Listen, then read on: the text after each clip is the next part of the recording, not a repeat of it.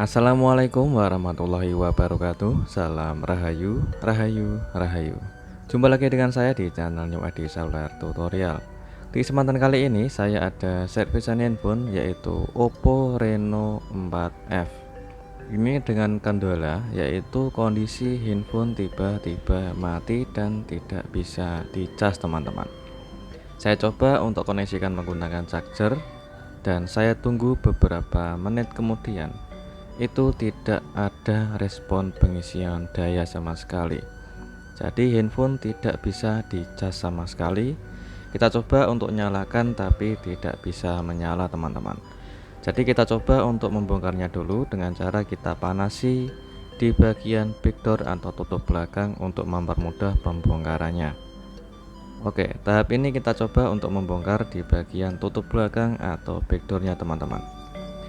Untuk pembukaan di bagian backdoor ini harus hati-hati karena biasanya kebanyakan backdoor tipe seri ini itu biasanya catnya sedikit ada terkelupas. Di bagian pojok bawah di samping itu ada bagian cat yang sedikit terkelupas, dan di bagian ini saya coba untuk hati-hati agar di bagian backdoornya catnya tidak rusak teman-teman. Oke, kita pelan-pelan untuk mengangkat backdoornya, dan sebagian di bagian samping itu ada cat yang terkelupas sedikit. Kita biarkan dulu yang masih menempel di bagian bezel.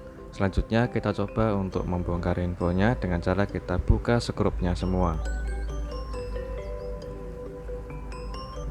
Oke, setelah skrup kita buka semua, sekarang kita coba untuk melepas di bagian SIM tray dan kita bongkar untuk di bagian membuka bezel atau tulangan tengahnya.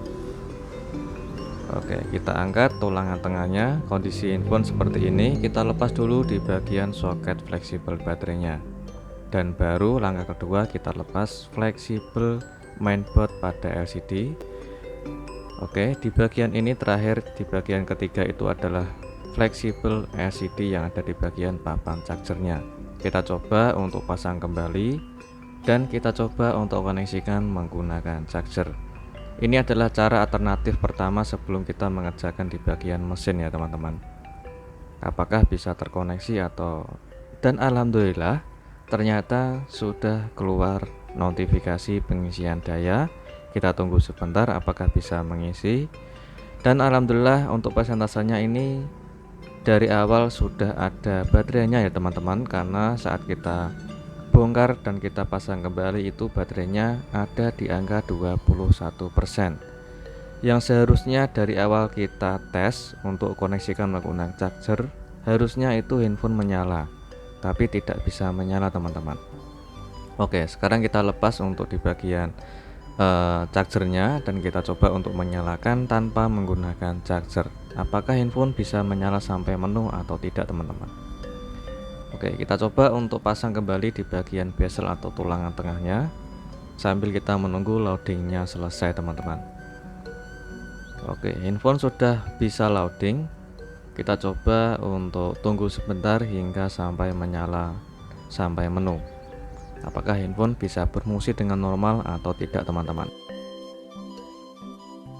Oke, cukup lumayan lama. Kita tetap coba untuk menunggu handphonenya menyala sampai menu bisa atau tidak. Dan ternyata alhamdulillah handphone sudah bisa menyala sampai menu teman-teman. Saya kira ini handphone itu kerusakan ada di bagian LCD-nya, karena kebanyakan handphone Oppo Reno 4F ini dengan kualitas LCD yang AMOLED itu apabila handphone sering jatuh, besar kemungkinan biasanya kendala di bagian LCD-nya. Saya cek, ternyata saya coba untuk melepas di bagian soket fleksibel mainboard pada LCD dan saya pasang kembali di bagian fleksibel LCD-nya. Ternyata handphone bisa menyala. Tinggal kita tes ulang segala fungsi dari handphone ini, mulai dari touchscreen, kamera, dan lain-lain ya teman-teman, yaitu untuk memastikan handphone ini benar-benar sudah kembali normal atau tidak. Sudah kita tes dan alhamdulillah sudah normal, tinggal kita bisa merakitnya kembali. Jadi untuk kerusakan handphone itu belum tentu dari kerusakan yang fatal ya teman-teman. Jadi kita koreksi dulu satu persatu, mulai dari kerusakan yang ringan kita lepas dulu di bagian fleksibel pada baterai, dan tahap kedua kita lepas fleksibel mainboard pada LCD, dan terakhir kita lepas soket fleksibel LCD itu sendiri. Lalu kita pasang kembali soket LCD, fleksibel mainboard LCD, dan juga soket fleksibel baterainya. Apabila kita tes menggunakan charger bisa terhubung dan bisa terkoneksi dan handphone dinyalakan sudah bisa menyala, ya syukur alhamdulillah, tanpa harus kita perbaiki di bagian mesin ataupun di bagian kerusakan lainnya teman-teman.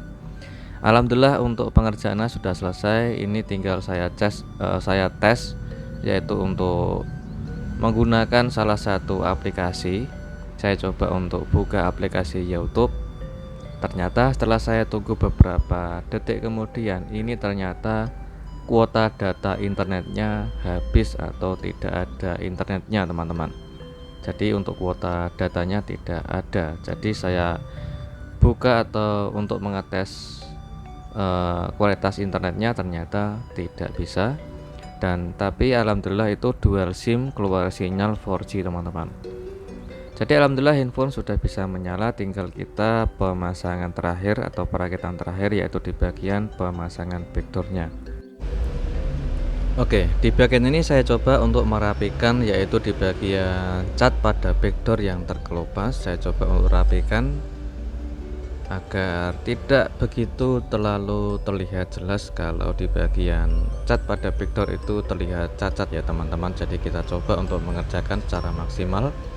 Oke, kita langsung saja coba untuk proses pengeliman. Kita gunakan lem warna bening, kita kasih lem di bagian bezel, kita kasih lem secukupnya saja, tidak usah terlalu tebal atau tidak usah terlalu banyak ya teman-teman.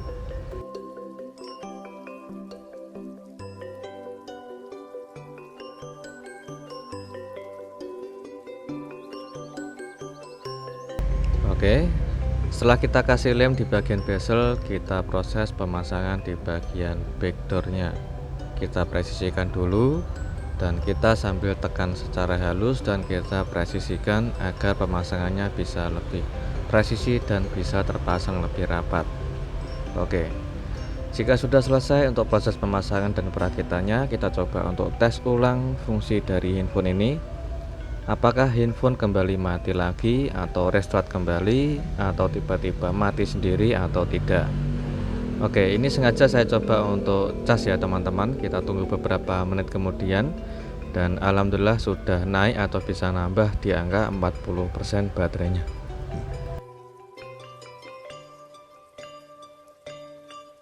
Oke, untuk persentasenya sudah nambah di angka 40% ya teman-teman. Jadi handphone ini sudah benar-benar bisa menyala dengan normal. Semoga bermanfaat dan jumpa lagi di tutorial berikutnya. Assalamualaikum warahmatullahi wabarakatuh.